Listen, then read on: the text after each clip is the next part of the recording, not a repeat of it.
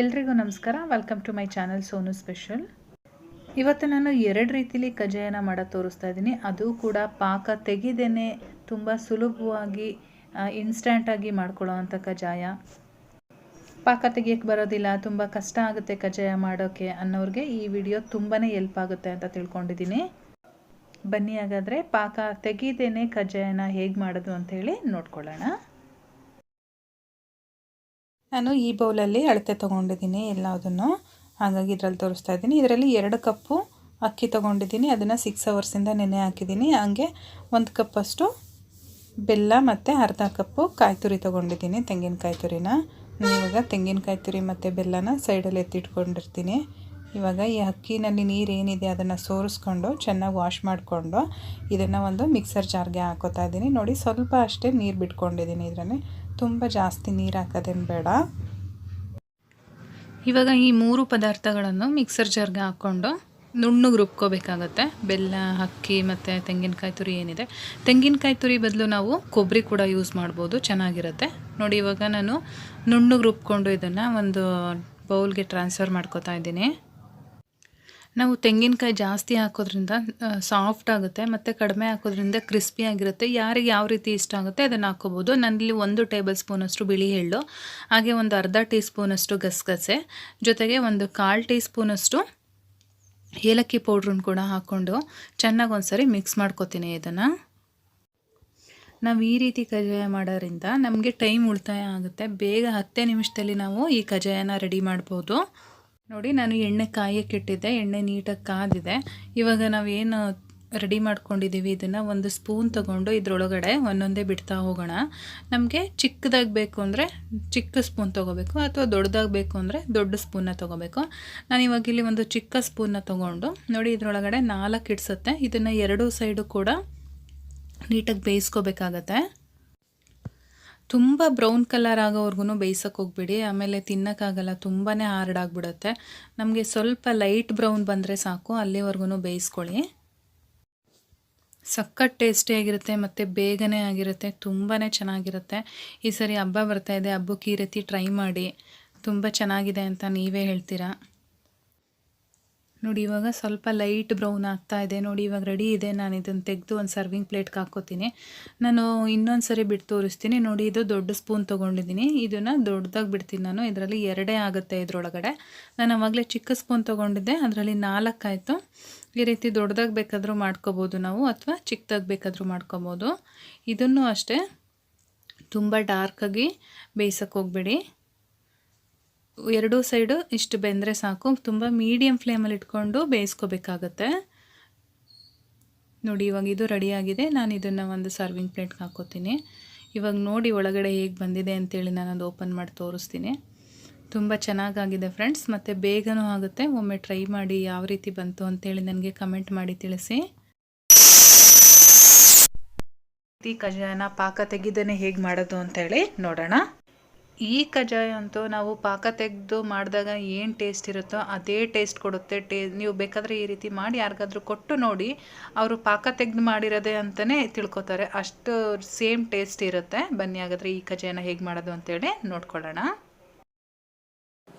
Stove ಮೇಲೆ ಒಂದು frying PAN ಇಟ್ಕೊಂಡಿದ್ದೀನಿ. ಇದಕ್ಕೆ ನಾನಿಲ್ಲಿ 1 ಕಪ್ಪು ಬೆಲ್ಲ ಹಾಕ್ಕೊಳ್ತಾ ಇದ್ದೀನಿ. ನಾನಿಲ್ಲಿ ಉಂಡೆ ಬೆಲ್ಲ ತೊಗೊಂಡಿದ್ದೀನಿ, ಹಾಗಾಗಿ ನಾನು ಯಾವುದೇ ರೀತಿ ಸೋಸ್ಕೊಳಲ್ಲ, ಡೈರೆಕ್ಟಾಗಿ ಹಾಕ್ಕೊಳ್ತಾ ಇದ್ದೀನಿ. ಇದರಲ್ಲಿ ಯಾವುದೇ ರೀತಿ ಕಸ ಇರಲ್ಲ. ಅದೇ ಕಪ್ ಮೆಷರ್ಮೆಂಟಲ್ಲಿ 1 ಕಪ್ಪು ನೀರನ್ನು ಸೇರಿಸ್ಕೊಳ್ತಾ ಇದ್ದೀನಿ. ಈಗ ಚೆನ್ನಾಗಿ ಬೆಲ್ಲನ ಕರಗಿಸ್ಕೊಳ್ಬೇಕು. ಇಲ್ಲಿ ಬೆಲ್ಲ ನಮಗೆ ಯಾವುದೇ ರೀತಿ ಪಾಕ ಬರೋ ಅಂಥ ಅವಶ್ಯಕತೆ ಇಲ್ಲ. ಬೆಲ್ಲ ಎಲ್ಲ ಚೆನ್ನಾಗಿ ಕರಗಿ ಕೈಗೆ ಅಂಟ್ತಾ ಇರುತ್ತೆ ನೋಡಿ, ಅಂಟು ಪಾಕ ಅಂತ ಹೇಳ್ತೀವಲ್ಲ, ಆ ರೀತಿ ತೊಗೊಂಡ್ರೆ ಸಾಕು. ಅದು ಪಾಕ ಏನೋ ಅವಶ್ಯಕತೆ ಇರಲ್ಲ, ಜಸ್ಟ್ ಈ ರೀತಿ ಕೈಗೆ ಅಂಟಿದ್ರೆ ಸಾಕಾಗುತ್ತೆ. ನೋಡಿ, ಹೀಗೆ ಮುಟ್ಟಿದರೆ ಅಂಟಬೇಕು. ಇವಾಗಿದು ರೆಡಿಯಾಗಿದೆ. ಈ ಟೈಮಲ್ಲಿ ಲೋ ಫ್ಲೇಮ್ ಮಾಡಿಕೊಂಡು ಒಂದು ಅರ್ಧ ಟೀ ಸ್ಪೂನ್ ಏಲಕ್ಕಿ ಪೌಡರು, ಹಾಗೆ 1 ಟೇಬಲ್ ಸ್ಪೂನಷ್ಟು ಬಿಳಿ ಎಳ್ಳನ್ನು ನಾನು ಸೇರಿಸ್ಕೊಳ್ತಾ ಇದ್ದೀನಿ. ಎಳ್ಳು ಮತ್ತು ಏಲಕ್ಕಿ ಪೌಡರ್ನ ಒಂದು ಸಲ ಮಿಕ್ಸ್ ಮಾಡ್ಕೊಳ್ಳೋಣ.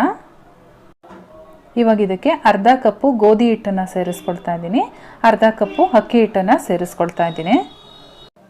ಲೋ ಫ್ಲೇಮಲ್ಲೇ ಇದನ್ನು ಚೆನ್ನಾಗಿ ಮಿಕ್ಸ್ ಮಾಡ್ಕೊಳ್ಬೇಕು, ಯಾವುದೇ ರೀತಿ ಗಂಟಾಗೋದಿಲ್ಲ. ಇದು ನೀವು ಫಸ್ಟ್ ಟೈಮ್ ಮಾಡ್ತಾ ಇದ್ದೀರಾ ಅಂದ್ರೂ ಕೂಡ ಭಯ ಬೀಳೋಂಗಿಲ್ಲ, ಗಂಟಾಗೋದಿಲ್ಲ.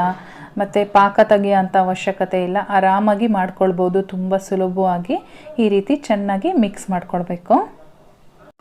ನೀವೇನಾದರೂ ನೀರನ್ನು ಜಾಸ್ತಿ ಹಾಕ್ಕೊಂಡು ತುಂಬ ತೆಳುವಾಗಿ ಆಗ್ತಾ ಇದೆ ಅಂತ ಅನಿಸಿದ್ರೆ ನೀವು ಇದಕ್ಕೆ 1 ಟೇಬಲ್ ಸ್ಪೂನು ಗೋಧಿ ಹಿಟ್ಟು ಮತ್ತು 1 ಟೇಬಲ್ ಸ್ಪೂನಷ್ಟು ಅಕ್ಕಿ ಹಿಟ್ಟನ್ನು ಆ್ಯಡ್ ಮಾಡಿಕೊಂಡು ಬೇಕಾದರೆ ತಿರುಗಿಸ್ಕೊಳ್ಬೋದು.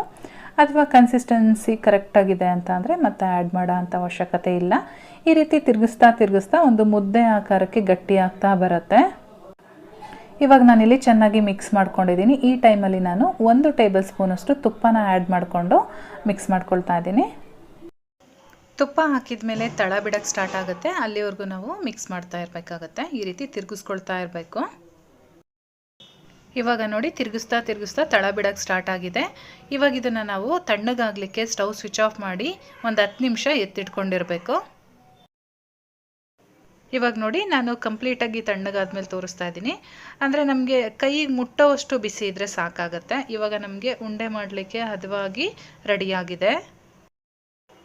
ನಮಗೆ ಯಾವ ಸೈಜಲ್ಲಿ ಬೇಕೋ ಆ ಸೈಜಲ್ಲಿ ಈ ರೀತಿ ಉಂಡೆನ ಮಾಡಿಕೊಂಡು ಕಜ್ಜಾಯನ ಲಟ್ಟಿಸ್ಕೊಳ್ಬೇಕಾಗತ್ತೆ. ನಾನಿಲ್ಲಿ ಒಂದು ಬಟರ್ ಪೇಪರ್ನ ತೊಗೊಂಡಿದ್ದೀನಿ. ಬಟರ್ ಪೇಪರ್ ಮೇಲೆ ಸ್ವಲ್ಪ ಆಯಿಲ್ ಅಪ್ಲೈ ಮಾಡ್ಕೊಂಡಿದ್ದೀನಿ. ಬಟರ್ ಪೇಪರ್ ಇಲ್ಲ ಅಂತ ಅಂದರೆ ನೀವು ಯಾವುದಾದ್ರೂ ಒಂದು ಆಯಿಲ್ ಕವರು ಅಥವಾ ಹಾಲಿನ ಕವರಲ್ಲೋ ಯೂಸ್ ಮಾಡಿಕೊಂಡು ಈ ರೀತಿ ಕಜ್ಜಾಯನ ಲಟ್ಟಿಸ್ಕೊಳ್ಬೋದು. ಆದಷ್ಟು ಸ್ವಲ್ಪ ತೆಳುವಾಗಿದ್ದರೆ ತುಂಬಾ ಚೆನ್ನಾಗಿರುತ್ತೆ. ತುಂಬ ಗಟ್ಟಿಯಾಗಿ ಮಾಡೋದಕ್ಕಿಂತ ಇದು ಇನ್ಸ್ಟೆಂಟ್ ಆಗಿರೋದ್ರಿಂದ ಈ ರೀತಿ ಲಟ್ಟಿಸ್ಬೇಕಾದ್ರೆ ಕೈಗೆ ಸ್ವಲ್ಪ ಎಣ್ಣೆನ ಅಪ್ಲೈ ಮಾಡಿಕೊಂಡು ಲಟ್ಟಿಸ್ಕೊಳ್ಳಿ, ಆವಾಗ ಕೈಗೆ ಅಂಟೋದಿಲ್ಲ. ಚೆನ್ನಾಗಿ ಕಾಯ್ದಿರೋ ಅಂಥ ಎಣ್ಣೆಗೆ ನಾವು ಲಟ್ಟಿಸ್ಕೊಂಡಿರ್ತಕ್ಕಂಥ ಕಜ್ಜಾಯನ ಹಾಕ್ಕೊಂಡು ಡೀಪ್ ಫ್ರೈ ಮಾಡ್ಕೊಳ್ಳೋಣ. ಯಾವುದೇ ಕಾರಣಕ್ಕೂ ಐ ಫ್ಲೇಮ್ ಮಾಡೋಕ್ಕೆ ಹೋಗಬೇಡಿ, ಆದಷ್ಟು ಲೋ ಫ್ಲೇಮಲ್ಲಿ ಇಟ್ಕೊಂಡೇ ನಾವು ಇದನ್ನು ಬೇಯಿಸ್ಕೊಳ್ಬೇಕು. ಬೇಯಿಸ್ಬೇಕಾದ್ರೆ ತುಂಬಾ ಸಾಫ್ಟಾಗಿರುತ್ತೆ, ಕಟ್ಟಾಗ ಅಂಥ ಚಾನ್ಸಸ್ ಇರುತ್ತೆ. ಹಾಗಾಗಿ 2 ಸ್ಪ್ಯಾಚುಲನ ಯೂಸ್ ಮಾಡಿಕೊಂಡು ನಾವಿಲ್ಲಿ ಉಲ್ಟಾ ತಿರುಗಿಸ್ಕೊಂಡು ಬೇಯಿಸ್ಕೊಳ್ಬೇಕಾಗತ್ತೆ.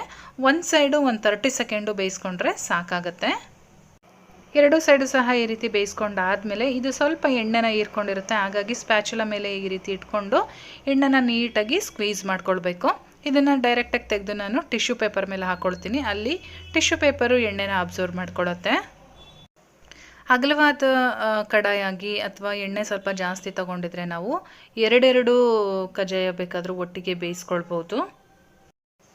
ಇದೇ ರೀತಿಯಾಗಿ ಎಲ್ಲ ಕಜ್ಜಾಯನೂ ಕೂಡ ನಾವು ಬೇಯಿಸ್ಕೊಂಡು ಒಂದು ಟಿಶ್ಯೂ ಪೇಪರ್ ಮೇಲೆ ಹಾಕಿಟ್ಕೊಳ್ಳೋಣ. ನಾನು ತಗೊಂಡಿದ್ದಂಥ ಕ್ವಾಂಟಿಟಿಲಿ ನೋಡಿ ಇಷ್ಟು ಕಜ್ಜಾಯಗಳಾಗಿದೆ. ನಿಮಗೆ ಒಂದು ಓಪನ್ ಮಾಡಿ ತೋರಿಸ್ತೀನಿ ಒಳಗಡೆ ಎಲ್ಲ ಎಷ್ಟು ಸಾಫ್ಟಾಗಿ ಬಂದಿದೆ ಅಂತ ಹೇಳಿ. ನೀವು 3 ದಿನ ಅಕ್ಕಿ ನೆನೆಸಿ ಕಜ್ಜಾಯನ ಏನು ಮಾಡ್ತೀರಾ ಸೇಮ್ ಅದೇ ಟೇಸ್ಟ್ ಇರುತ್ತೆ. ಟೇಸ್ಟಲ್ಲಂತೂ ಯಾವುದೇ ರೀತಿ ಡಿಫ್ರೆನ್ಸ್ ಇರಲ್ಲ. ದಿಢೀರಂತ ನೀವು ಒಂದು 15 ನಿಮಿಷದೊಳಗಡೆ ಎಲ್ಲ ಈ ಕಜ್ಜಾಯನ ಮಾಡ್ಕೊಳ್ಬೋದು. ಈ ಸರಿ ಹಬ್ಬಕ್ಕೆ ಟ್ರೈ ಮಾಡಿ ಹೇಗೆ ಬಂತು ಅಂತೇಳಿ ನನಗೆ ಕಮೆಂಟ್ ಮಾಡಿ ತಿಳಿಸಿ. ಇವತ್ತಿನ ರೆಸಿಪಿ ಇಷ್ಟ ಆಗಿದ್ರೆ ಒಂದು ಲೈಕ್ ಮಾಡಿ, ಚಾನಲ್ಗೆ ಹೊಸಬ್ರಾಗಿದ್ದರೆ ಸಬ್ಸ್ಕ್ರೈಬ್ ಮಾಡ್ಕೊಳ್ಳಿ. ನಾನು ಮತ್ತೆ ಸಿಗ್ತೀನಿ ಮುಂದಿನ ವಿಡಿಯೋದಲ್ಲಿ. Thank you.